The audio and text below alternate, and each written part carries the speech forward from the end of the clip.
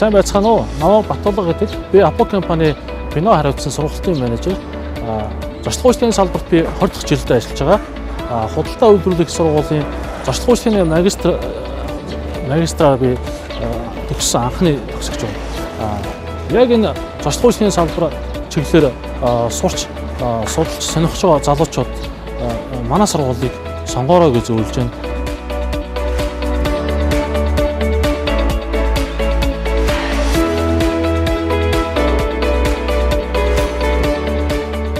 Худалдаа үйлдвэрлэх сургуулийг сонгох улсын шалтгаан давуу тал нь юу гэхээр яг одоо энэ зочлог үйлчлэгээ аялал жуулчлалын салбарт хамгийн чадварлаг сайн ур чадвартай багш нар дээрээс нь хичээлийн агуулга өгөөд нөгөө үндэсэж байгаа хичээлийн орчин үеийн чиг хандлагатай яг хөл нийцүүлэн одоо адилхан хөл нийцүүлэн суралцж одоо дэлхийн чиг хандлагатай төгхүүц одоо өрсөлдөхүүц одоо мэдлэг чадварыг олгодгоороо илүү давуу талтай.